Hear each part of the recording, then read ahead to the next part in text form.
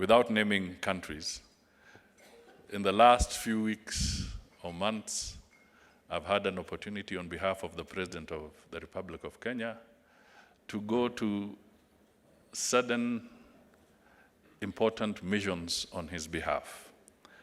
And I've seen some interesting events, both within Africa and beyond. I went to Brazil, and one of the things I discovered in Brazil is that in the hotel that I was staying in, I could not pay. I could not even get foreign currency. I could not exchange dollars with their currency at the hotel.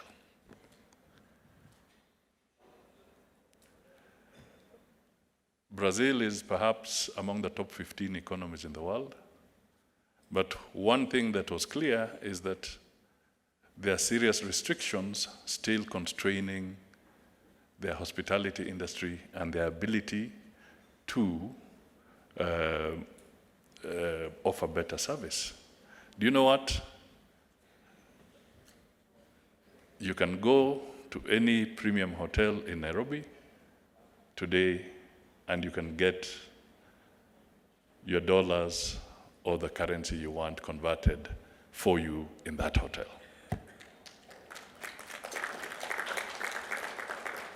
Now, that speaks volumes for Africa. It means that there are certain strides that you have made that if we market and package better, we will show the rest of the world that they have a serious competitor on the line.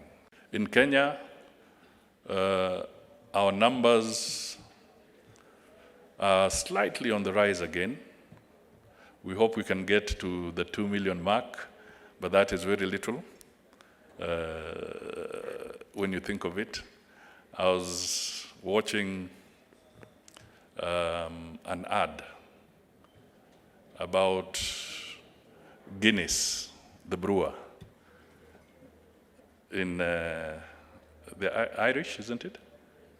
Yeah. Now, the old factory, the whole factory complex of Guinness, in a year is receiving 800 to 1 million visitors. That is a brewery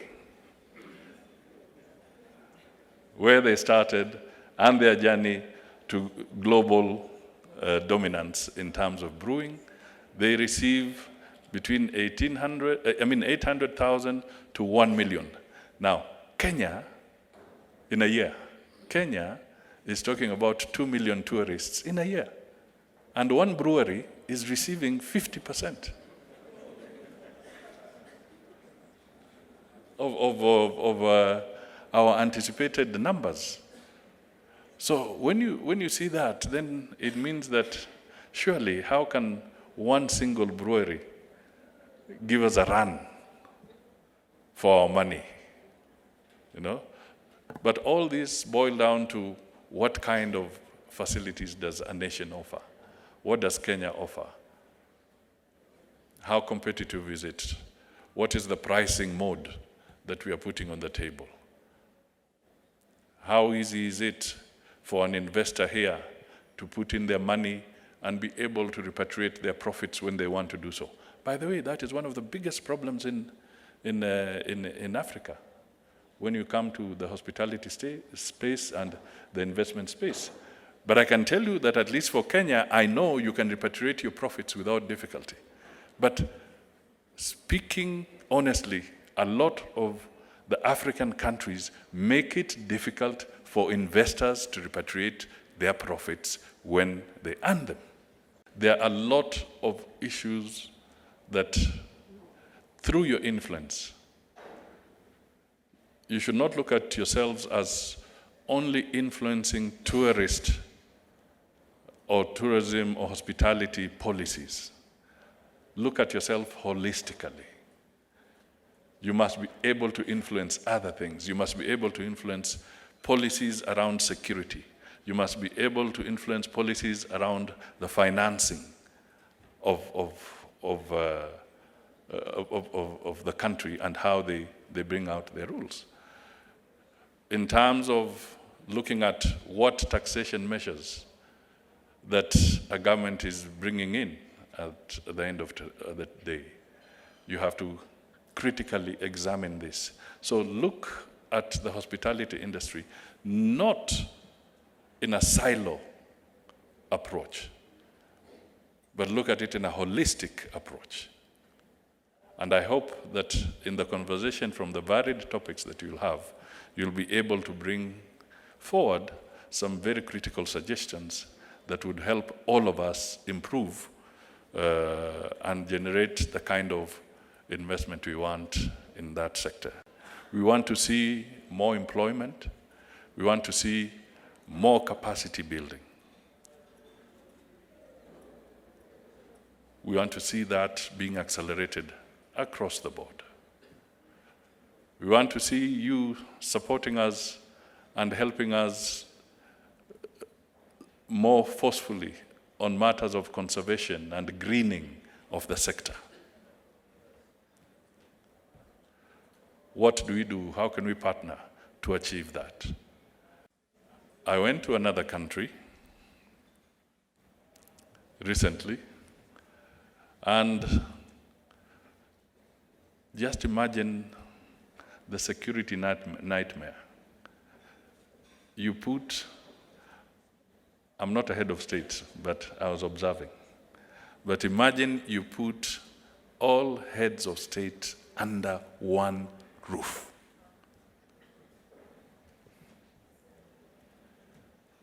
All of them, from the north to the south, from east to the west, all the heads of state under one roof. Ladies and gentlemen, look at the security nightmare, look at the scare that it provides. Now, the ball is in your court. As people who would be changing the face of hospitality for us, now and in the future, the security that it takes, you have to fathom these kind of things. We have to look at better funding mechanisms. We have to look at how, even through you can prompt governments to quickly adjust on their foreign exchange regulations. The whole area, the whole space of tourism and hospitality is growing bigger, and we'd like it to become even bigger. We all suffered the consequences of COVID, so I will not want to go into too much detail there. It's something we would like to forget if possible.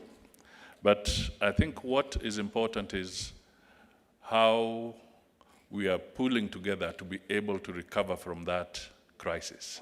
And I'm sure there are different stories that can be told from your perspective and from different countries in the continent. There are issues that we need to tackle. And if we do it holistically, I repeat, not in a silo format, we have to do it holistically. You have to look at yourselves as influencing policy beyond your comfort zone. Then we will start making the difference that will be badly needed. You are dealing with a completely different demographic structure. So in tailoring your packages, in looking at the future of the African hospitality and the whole framework, then how are we packaging this? How are you configuring this? How are you bringing them into the mainstream? the capacity building, the jobs, the technology, and so forth. How are you fitting these people in? Because clearly, we cannot base our future on the way we've done things traditionally. We may leverage on history. We may leverage on all that, but our packaging and our everything must be futuristic.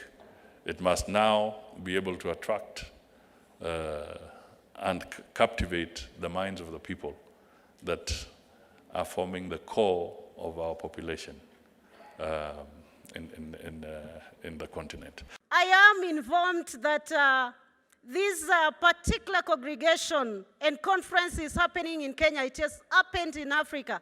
This is the 10th time that is happening in Africa.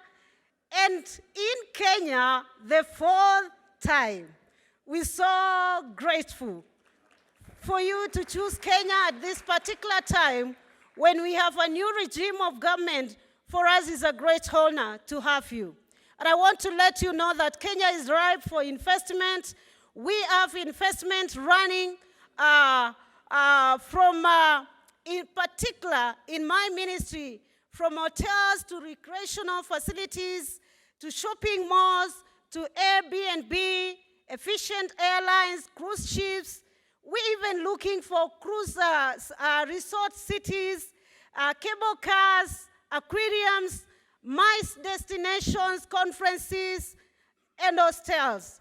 We're also looking at in the area because we are in the process of diversifying the touristic products in this country. And so we'll be looking not only to our beaches, not only to our wildlife, but also cutting through to sports tourism, where we are looking at paragliding investments, skiing investments, athletic training camps, mountain climbing facilities, and in the area also of agro-tourism. We are one country that is blessed so much in the area of flowers, in the area of tea, in the area of coffee, and in the area of firearm. So Kenya is ripe. Why should we invest in Kenya? Kenya is a techno hub of Africa. And that is good for you to know. Technologically, we are advanced. And this is one country where we will not struggle a lot with technology. Why would you invest in Kenya? Because we have built infrastructure, including the super highway that we have right in the middle of the city. And so in the area of infrastructure, we have developed ourselves as a country. And so you have an opportunity to invest in this country. Welcome to Kenya, the beautiful land of Maradhonas.